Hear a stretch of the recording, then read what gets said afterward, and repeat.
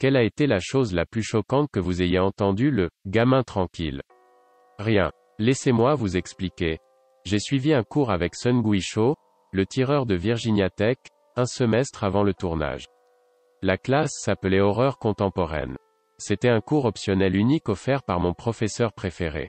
Nous avons lu des romans d'horreur et regardé des films d'horreur et discuté de l'art de créer des histoires effrayantes, mais aussi de la façon dont ils reflétaient ou représentaient les peurs de leur époque. C'était une classe formidable. Il n'y avait qu'une quinzaine d'étudiants et la discussion était intense. Cho était l'un d'entre eux. Honnêtement, je ne l'ai jamais remarqué, même dans cette petite classe, jusqu'à la moitié du semestre. Il n'était pas calme, il était silencieux. Donc, le jour où nous l'avons tous finalement remarqué, notre professeur lui a demandé quelque chose directement. Et Cho le regarda juste.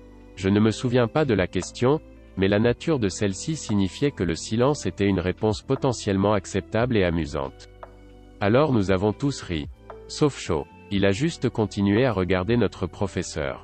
Notre rire mourut maladroitement, et après quelques instants de silence inconfortable, notre professeur se contenta de dire « OK » et passa à autre chose. C'était si étrange. Mais j'ai oublié ce moment étrange jusqu'après son déchaînement.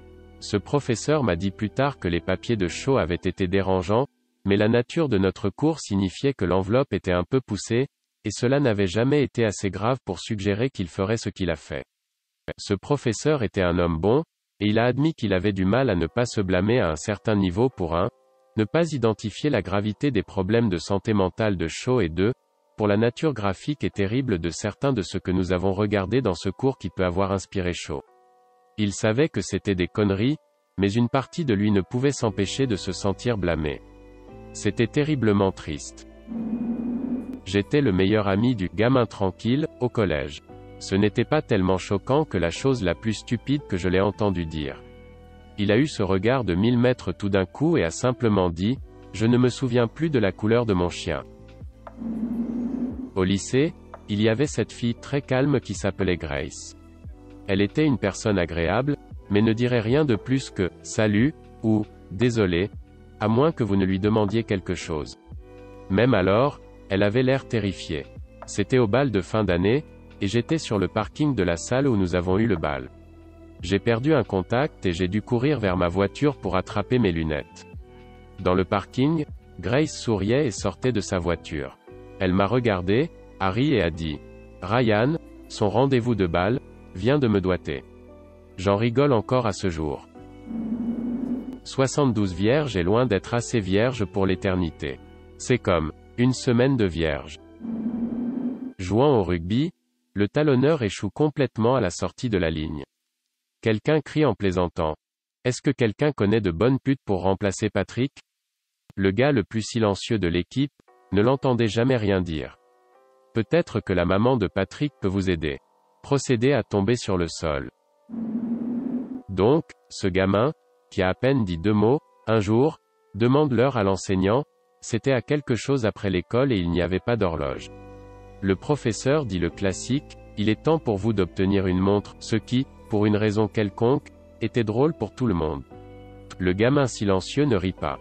Il regarde le professeur mort dans les yeux, et une fois que tout le monde s'est calmé, il dit, alors tu vas me dire l'heure de fucking, ou quoi? Nous étions en 7e année. Un de mes étudiants a à peine dit un mot de l'année jusqu'à il y a quelques semaines. J'essayais de maîtriser un groupe de bavards et elle en avait assez. Elle crie, fermez la fuck up. Im essaye de travailler vous fucking à SSHOLES.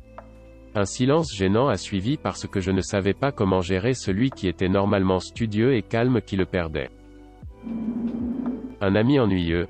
Dylan. Gamin tranquille, tu es tellement stupide parfois. Dylan, au moins je ne suce pas de grosses bites tout le temps. C'était quand j'étais dans mon premier semestre d'université il y a 2 ans. Il y avait cette fille qui n'a jamais dit un mot. L'enseignante lui posait des questions, elle ne disait simplement pas un mot. Honnêtement, je ne me souviens jamais qu'elle faisait du bruit. Un jour, le professeur s'est énervé, il a eu l'impression qu'elle l'ignorait et qu'elle était irrespectueuse alors lui, comme un connard, a dit « Personne ne t'a appris à parler ?» Elle s'est levée, s'est dirigée vers le tableau blanc, a attrapé son marqueur et a écrit « Je suis muette, espèce de connard ».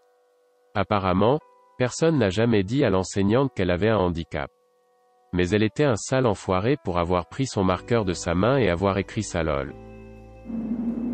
Au collège, au milieu des années 80, le jeu « Trivial Pursuit » faisait fureur. Nous l'avons joué en classe de mathématiques un jour et ce gamin, Gary, qui n'a jamais dit rien du tout a totalement fessé tout le monde en répondant à toutes les questions de trivia liées au sport. Il a attiré beaucoup d'attention pour cela et je crois qu'il a marché un peu plus grand après ce jour-là. Je ne pense pas l'avoir jamais entendu dire autre chose, mais je l'ai vu assis sur les gradins lors de quelques événements sportifs. À l'école, après m'avoir montré la lunette de visée d'un, soi-disant son, fusil de sniper. Si l'alarme incendie se déclenche et que vous ne pouvez pas me trouver, n'utilisez pas les portes comme sortie. Et si nous tuions tout le monde avec le cancer pour l'empêcher de se propager? Il y avait une fille dans mon école que je n'ai jamais entendu parler une fois que je la connaissais. C'était pendant le déjeuner et 2 enfants noirs se sont battus. Je l'ai entendu dire, dans sa barbe, putain de nègre. Nous étions chillin dans un bar à Prague et quelqu'un a roulé de l'huile de hache et du tabac et l'a fait circuler. L'enfant silencieux l'a frappé et est devenu encore plus silencieux. 20 minutes plus tard, un black metal agressif et grondant entre en scène et il crie de nulle part. Tuez vos parents. On l'a perdu. Il était plutôt content de lui-même. Le gamin silencieux de ma classe s'est levé un jour, a attrapé un balai, s'est tenu sur une chaise et a commencé à essayer d'écraser les abeilles qui sont entrées à l'intérieur. Une abeille a atterri sur la fenêtre où un gamin silencieux a crié « Dibidi », puis a écrasé et brisé la fenêtre. Il hurla quand cela arriva, puis se rassit. Je ne l'ai plus jamais entendu parler. Wow, littéralement, cette question est venue à un moment parfait. J'y pensais juste et c'était de loin en 2e année de lycée. Ce gamin était si étrange qu'honnêtement personne ne l'avait vraiment remarqué. Mais un jour, il est assis en face de moi à une table et il voit cette fille en short très serré et s'en va. Putain, je pourrais avoir ma tête dans le cul pendant des mois. C'était assez choquant. Il y avait cette fille tranquille dans ma classe. Et elle ne disait jamais rien, c'était vers la 3e ou la 4e année, mais j'essayais toujours de la faire parler. Je serais gentil, comme quand elle n'avait pas de papier dans son classeur, je prendrais note et lui en donnerais avant qu'elle ne puisse demander. Quand elle cherchait un crayon dans son sac, je lui en ai donné un de plus. C'était comme de petits actes. Ramassant son crayon quand elle l'a laissé tomber, etc. Puis, au déjeuner, cet enfant me harcelait, j'étais petite, faible et très émue à l'époque. Elle est sortie de nulle part et a dit au gars. Je vais vous donner 3 secondes pour éloigner-vous. J'étais abasourdi parce que ce sont les premiers mots que je l'ai jamais entendu dire.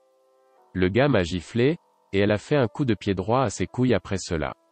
J'ai été honoré. Et choqué, elle a jamais dit quoi que ce soit. Elle n'a jamais rien dit après ça mais j'ai dit merci.